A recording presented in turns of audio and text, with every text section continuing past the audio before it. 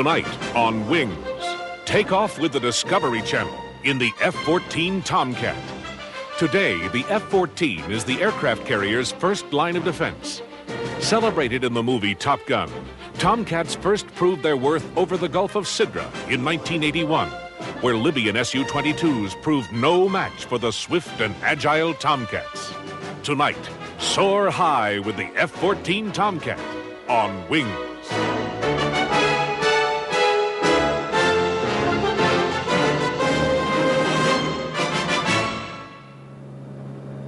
On the 25th of February, 1979, the Russian warship Minsk slipped through the Turkish Straits and into the Mediterranean. Classed as a cruiser to comply with Turkish regulations, the Minsk was nonetheless an aircraft carrier. But its comparatively small size and total commitment to vertical takeoff warplanes gave Western analysts a chance to study Soviet thinking on naval aviation.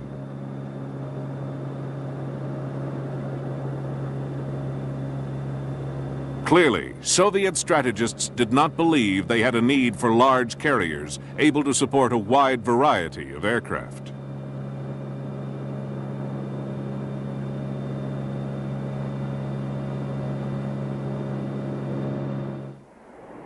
American thinking, on the other hand, has gone towards the development of massive carriers, often nuclear-powered. These, the largest of man's mobile creations, are able to convey and support several different types of aircraft.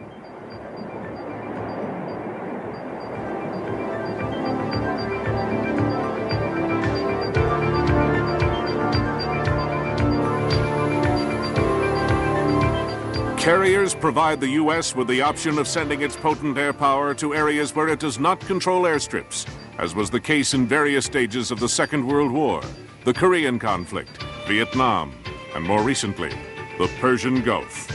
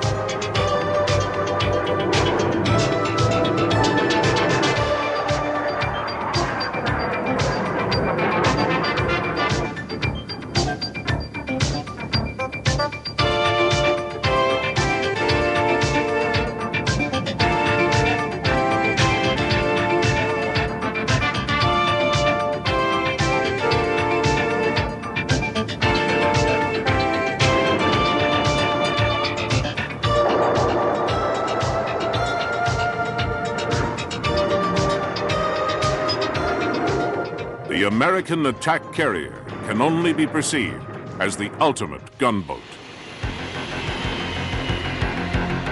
But if an aircraft carrier is to provide the weapons, it is also an inviting target. With up to 5,000 lives and an almost irreplaceable amount of technology, aircraft carriers are vulnerable to aerial attack. To counter this threat, the United States Navy relies almost entirely on one remarkable aircraft, the Grumman F-14 Tomcat.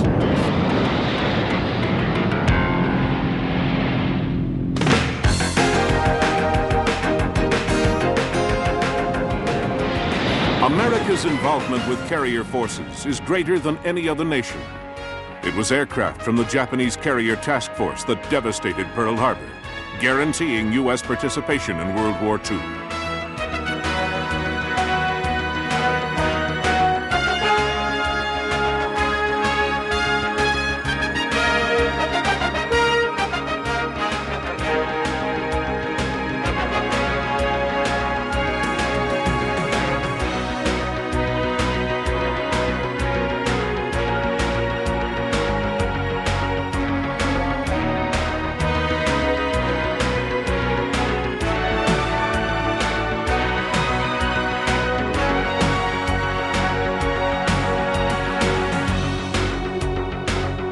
It was only from the deck of the carrier Hornet that Jimmy Doolittle was able to lead the B-25 retaliation attack on Japan.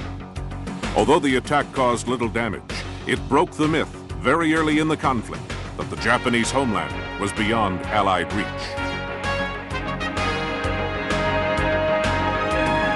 The Battle of the Coral Sea again proved the potency of the carrier-launched aerial attack. But it was Midway that was to prove the greatest carrier-against-carrier conflict. It was the American victory there that would set the trend for the remainder of the war.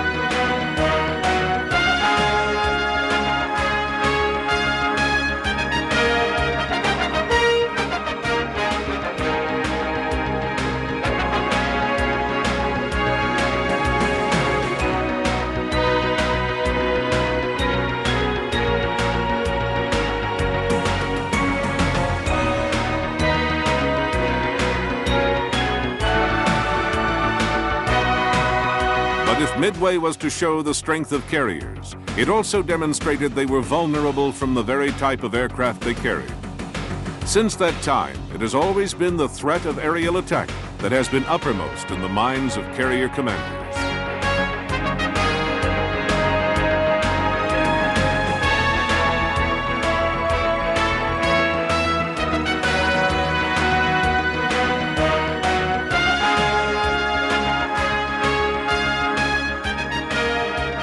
By the mid-1950s, the principal threat to American carrier forces still came from the air.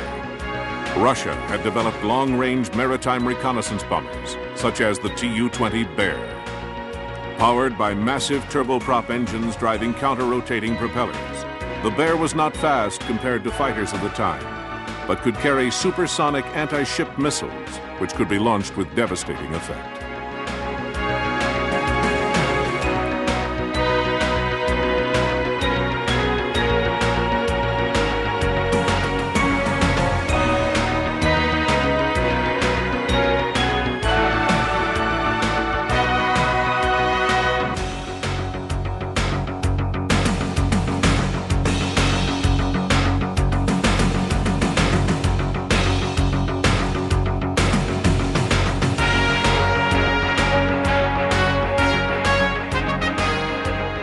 Against this combination of long-range and advanced missile technology, the U.S. Navy had to completely rethink the role of its fighter aircraft.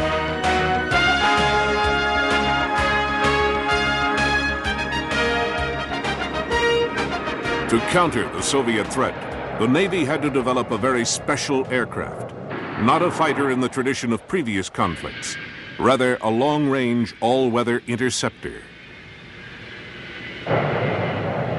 To fill the role, McDonnell Douglas developed the F-4 Phantom II.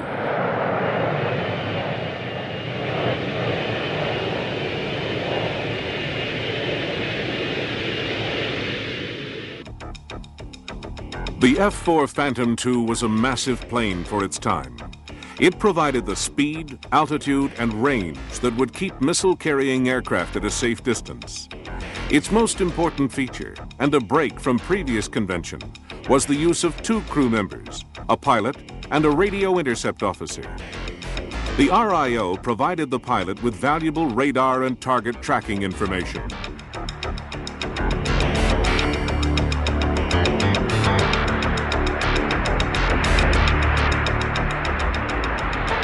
The pilot's role was to get the aircraft as close as possible to its prey. Because the F-4 was designed around another revolutionary concept. It had no guns, only radar-aimed missiles.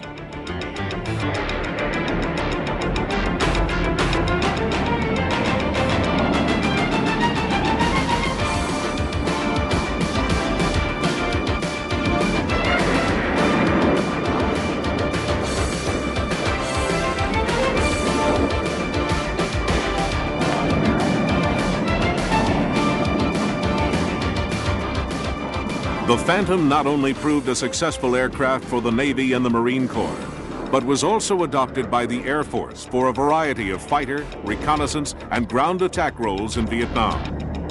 With its Sidewinder and Sparrow missiles, the F-4 was often successful against enemy MiGs, but it had to be upgraded with a cannon for close encounters with the lighter Russian-made fighters, which were more agile and hence extremely dangerous. Intelligence data gathered on the improvements to Soviet cruise missiles and their launch from aircraft, ships, and submarines continued to worry U.S. naval strategists. They knew from their own experiments the devastating effect this new type of weapon could have, and asked the obvious question: could an anti-missile weapon be developed? Hughes Weapons Division thought so. They offered the AIM-54 Phoenix missile, which, although having the disadvantage of being large and heavy, could lock onto another missile at a range of 50 miles. The problem now was to find an aircraft that could carry the Phoenix and still fly fast over long distances. For some time, just such an aircraft had been contemplated by Secretary of Defense Robert McNamara in a project named TFX, or Tactical Fighter Experimental. Later designated F-111, two versions had been contemplated: the Air Force version and a carrier-based Navy fighter to be given the all-important task of fleet defense. The principal differences in the two airframes were in the forward fuselage, the landing gear, and the wingtip. The shorter forward fuselage on the Navy version would accommodate a folding radome for carrier deck parking. The station geometry, provision for escape, subsystems, and oxygen system are the same in both cockpits, and controls, displays, and instrument systems were made common wherever practical. When the wings were swept back, a near optimum configuration for low drag, high-speed flight was produced. Although the TFX project was mainly the brainchild of General Dynamics, most of the Navy's F-111B was subcontracted to Grumman Aviation. The F-111B, while a multi-role fighter, also had to accommodate the massive Phoenix missile. However, because the basic design called for a medium tactical strike aircraft, the overall concept resulted in a plane the Navy considered far too heavy for carrier use. By the time this rare footage of the Navy's version of the TFX was shot, the project had already been abandoned, and the carrier trials were a mere formality. This despite several successful firings of the Phoenix.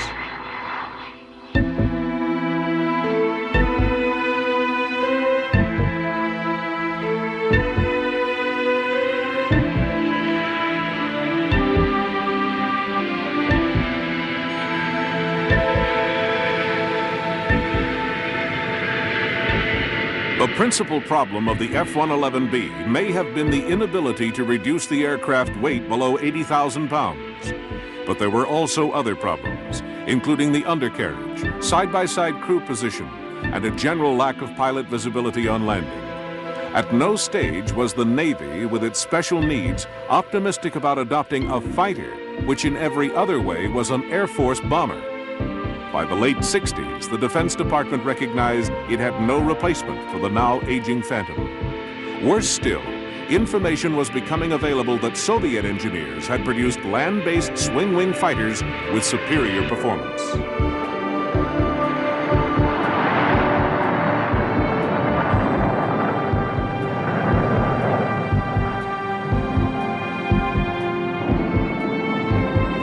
The problem was summarized in 1968 by Admiral Thomas F. Conway. There is the ever-present threat from surface to surface or surface to air missiles from either shore stations or missile-carrying Soviet ships.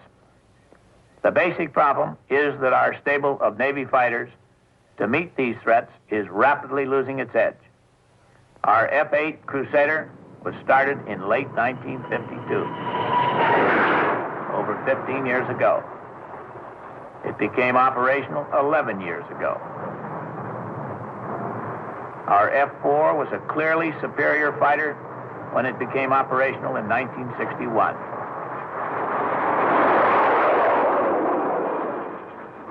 Now the gap is closing. It is a tribute to the skill of the nation's fighter pilots that a high kill ratio has been maintained in Vietnam. We cannot depend on maintaining this margin indefinitely. The time has come to equal the skill of our fighter pilots with a far superior fighter aircraft, one that will be superior now and for the next 15 years. With vast experience gained from the F-111B, Grumman had already made moves to produce a suitable defense fighter to fill the void described by Connolly.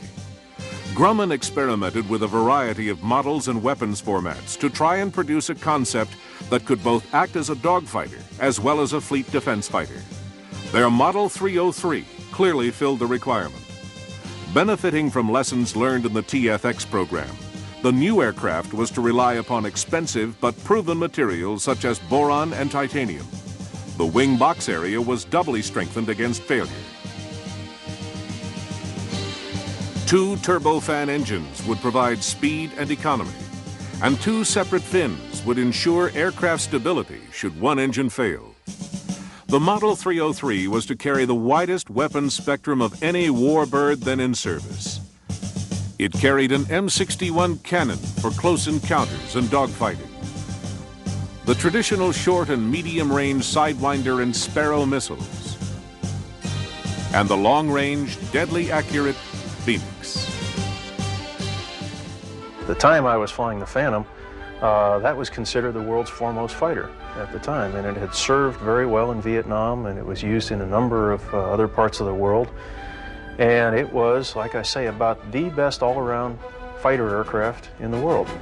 And so it was really a little bit of a letdown almost to go to something like an F-14 that all of a sudden made the Phantom look obsolete.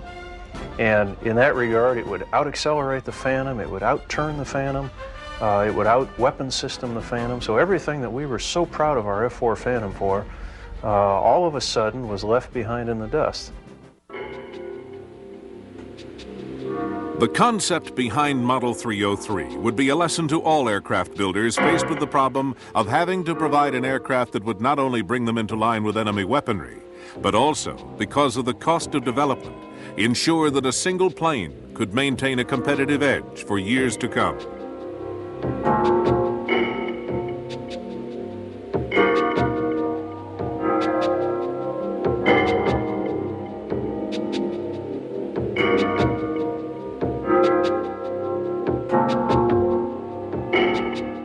By the 21st of December, 1970, the prototype now referred to as the F-14 and named Tomcat was ready for its maiden flight at Calverton, New York. Test pilots Bob Smythe and Bill Miller had to wait all day for final adjustments. It was only in the late afternoon and with the threat of snow the following day that they finally got aircraft number 1 into the air. The flight only lasted 10 minutes and was generally uneventful.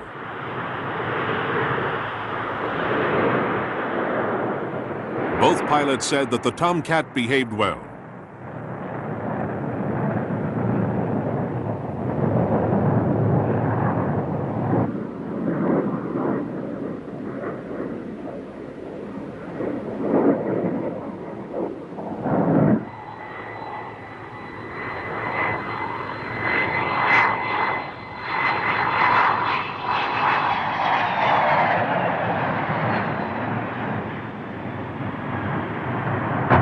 The next day, the weather turned nasty. It would be 9 more days before it was safe to fly the Tomcat again. This time, Miller was to take the front position and Bob Smythe the rear, and the flight was to be anything but uneventful.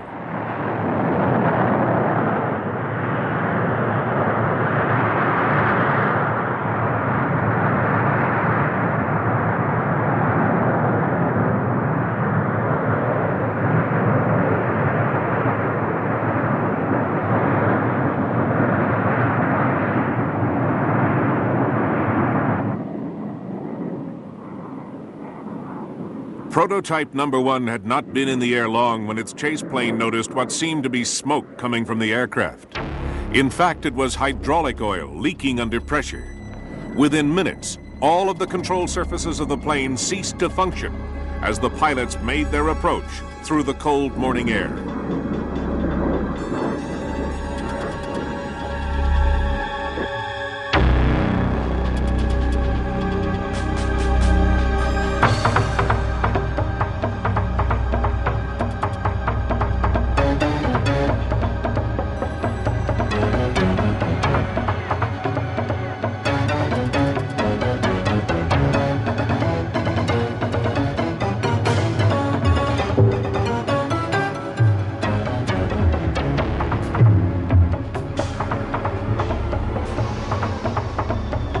A mere 100 feet from the ground, when there was no possible likelihood that the plane would reach the runway, the pilots ejected.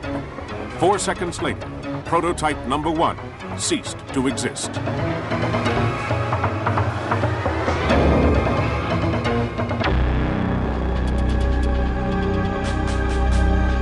Here is how it looked from the ground camera recording the event.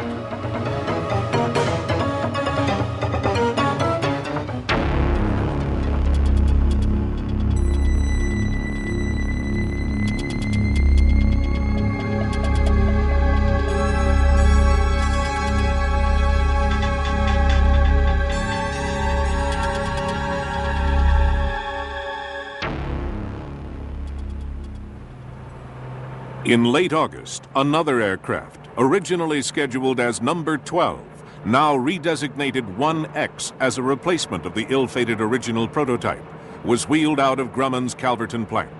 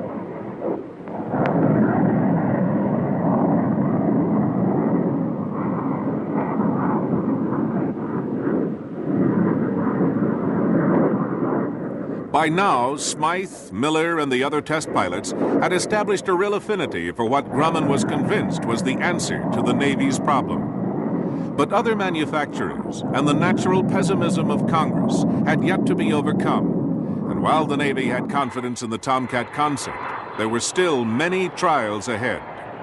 Because at no stage was Model 303 to be a cheap aircraft.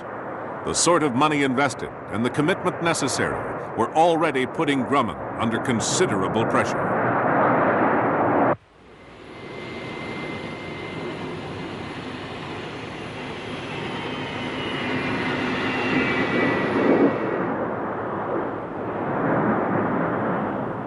Throughout 1971, ground-based testing of the first prototypes continued. These aircraft were put through severe testing when little was known about how they would react. Here is prototype number 2 with a complete ordnance load, achieving the almost unachievable.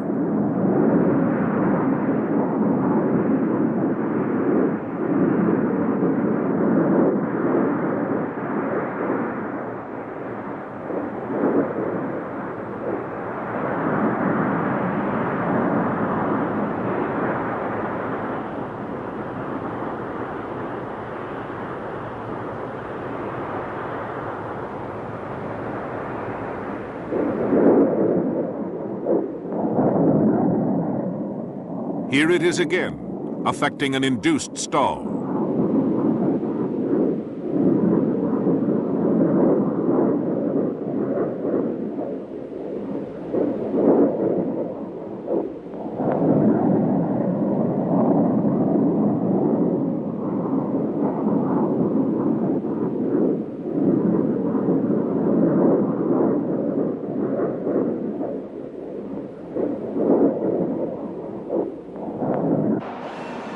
Throughout the entire prototype program, several aircraft were made with no intention of ever being flown. Their sole purpose was to be tested to destruction. By this method, it was hoped that any flaws in design or manufacture would be identified. Prior to carrier testing, a prototype was catapult tested at Patuxent River Naval Air Station. And on June 28, 1972, the first Tomcat flown by a Navy pilot landed on the aircraft carrier Forrestal off Norfolk. After a series of touch and goes, the landing was affected by aircraft number 10. But within minutes, a small malfunction appeared. The two pilots were informed of a leak in the hydraulics of the nose gear.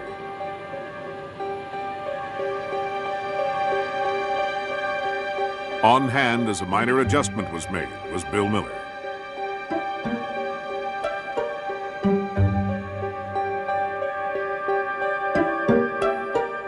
The look on the faces of the Navy's test pilots said everything, because this film of the first carrier landing was to be flown to the Congressional Committee for a final decision on the Tomcat within hours. As it happened, the committee gave the project full endorsement, but elation at Grumman was short-lived, because just 24 hours later, Bill Miller's luck ran out. Flying this same aircraft, he made a minor technical oversight that cost him his life. You bump into a lot of situations out on the carrier where there is not a cut and dried set of rules and there's not a cut and dried set of policies that say the carrier guarantees me that I will have these conditions on landing. You're going to go out there and you're going to fly, and when you come back, you're going to look for where the carrier is supposed to be, regardless of where they told you it was going to be. You're going to look for where it really is, and then whatever the conditions are, you're going to land on it. If you come back and the weather doesn't suit your minimums, it really doesn't matter. That's the only place you have to land. And so therefore you may have to bend the weather a little bit. That doesn't happen often, but it's an example of the sort of difference that you see between the way the Navy has to operate and the way the Air Force has to operate. By late 1972, full-scale production of the F-14 was in progress. The Tomcat was no longer a prototype. It was now the Navy's fighter of the future.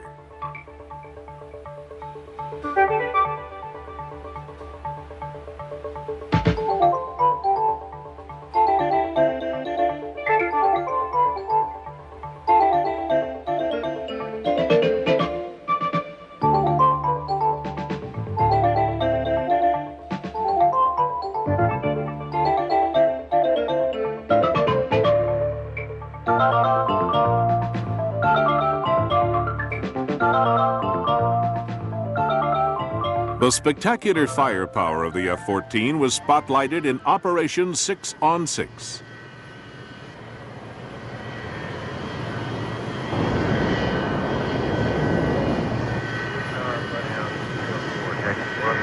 Storming area. Up number 1284, 1.5 en route. Alternate will be China Lake 0+20. 204, taxi runway 21. Magoo altimeter 3004. Time 1440, straight up.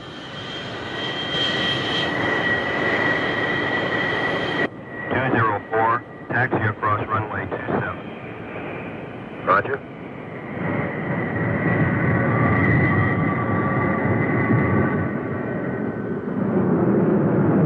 Tower, brought down 204 is ready for takeoff. 204, the wind is light and variable. Switch assigned departure control frequency. You're cleared for takeoff. Magoo departure, brought down 204 airborne, squawking 34000. Roger 204, come starboard 2240. Roger, coming starboard 240.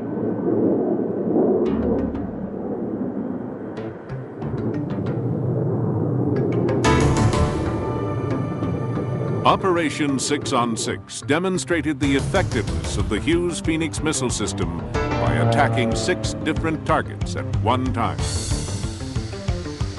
3 air-launched drones represented enemy fighter aircraft at supersonic speed. 3 obsolete training aircraft represented larger enemy bombers. And 1 Mach 2 land-based drone represented a launched missile. They were sacrificed in the cause of presenting the Tomcat with an array of targets. With a Navy crew at the controls, each of the 6 targets were individually identified on the radar scope and allocated a Phoenix. Fox 1, one's away.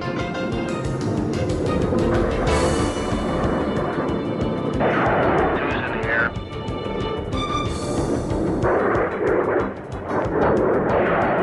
3's in the air.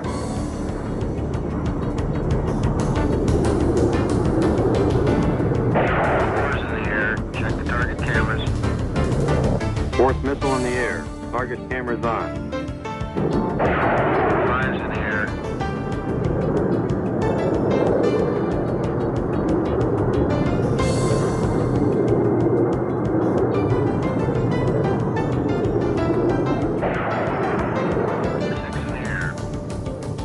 At one time, all 6 missiles were in the air, streaking towards their individual targets.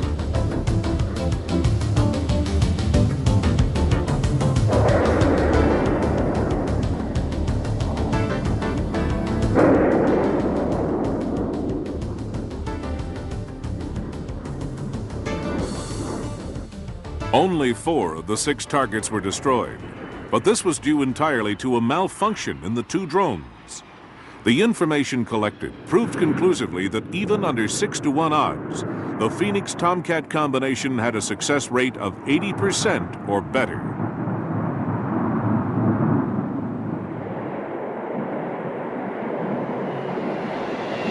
The first 2 carrier-based Tomcat squadrons were the VF-1 Wolfpack and the VF-2 Bounty Hunters. With their induction, the Navy now had in one plane an answer to the missile threat and an advanced dogfighter.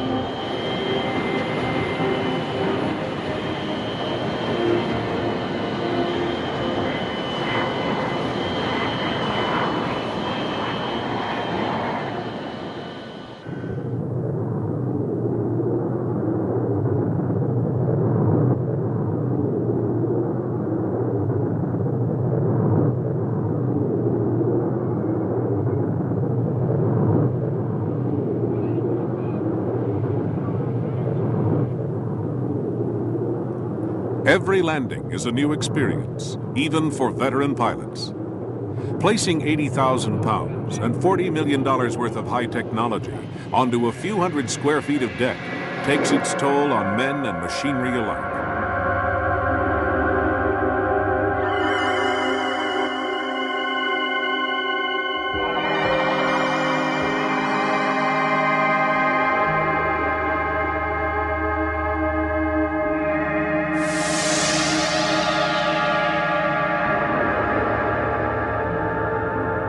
Undercarriages and airframes have to come to terms with phenomenal stress, and sometimes not always with the desired result. Here, a Tomcat hits the deck of the Forrestal, and the landing gear gives way. Still containing fuel and probably armament, the aircraft effectively blocks the landing approach to all other aircraft and must quickly be removed. A gantry hoists the crippled plane up for removal. Firefighters and medical teams stand by as the entire complement is well aware of the devastation an exploding aircraft could create.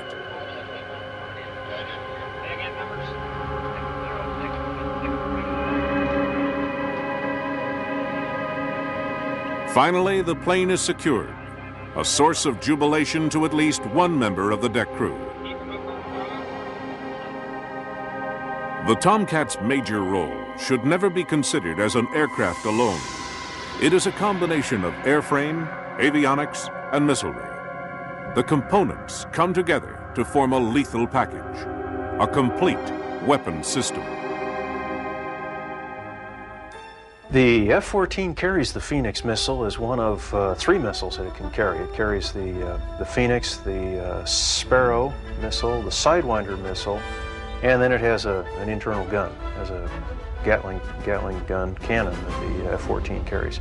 So it has a very wide range of missiles. The Phoenix is the weapon system, is the missile that really gives the F-14 what's called a fleet defense capability, where it can really augment the capability of the carrier to defend itself. Miramar Naval Air Station is Fighter Town, home of the famous Top Gun fighter pilot school. Here, crews are given the opportunity to pace their F-14s against aircraft from aggressor squadrons. These aggressor aircraft are specially modified to resemble the flying characteristics of potential Soviet adversaries. Here, a crew flying a modified A-4 Mongoose pits its skills against the crew of an F-14 Tomcat. Although only an exercise, the doctrine of these engagements is train like you fight, fight like you train. But the Tomcat's also made to win when the game is real, as it was over the Gulf of Sidra in August of 1981. With the carrier task force testing Gaddafi's line of death in the Mediterranean, tensions were high.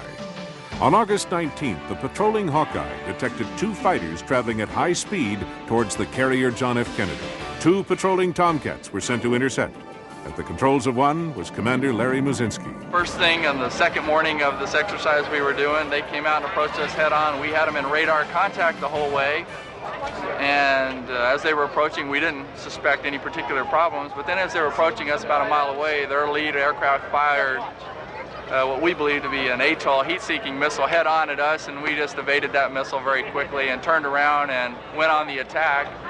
Which our rules of engagement at that time, President Reagan had just changed the rules of engagement, said if you're ever fired at, you can return fire and protect yourself, and we'll talk about it later, which is exactly what we did. We passed them head on at about 600 miles an hour, did our 7G reversal turn and got behind them, and my commanding officer, who was flying the other aircraft, shot one down, and I shot the leader down, and the whole thing, from the time they shot till the time we had both of them down, was 44 seconds long.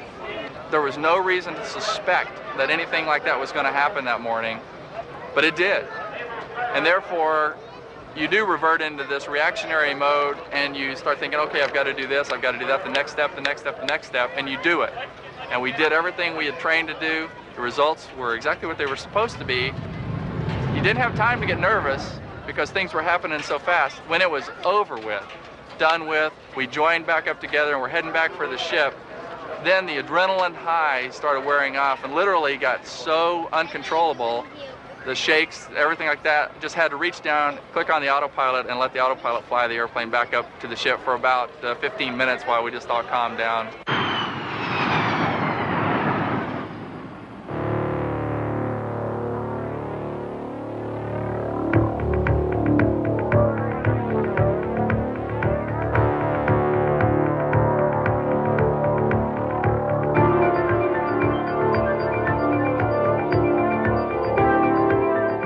With the assistance of fleet refuel, American carriers can be replenished and kept at sea for months, enabling naval strategists to bring aerial firepower within range of trouble spots anywhere in the world. The Second World War, Korea, Vietnam, Libya, and now the Persian Gulf have all demonstrated the importance of this flexibility. But it's only with the Tomcat that the Navy can be sure that its floating runways are impervious to attack.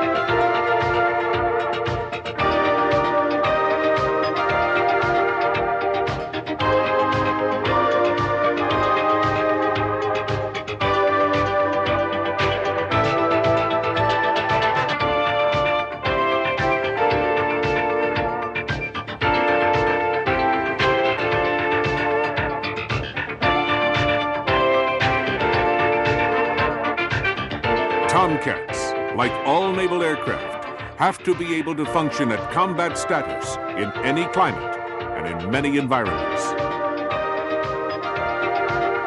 As Tomcat pilots would say, it's anywhere, any weather, anytime.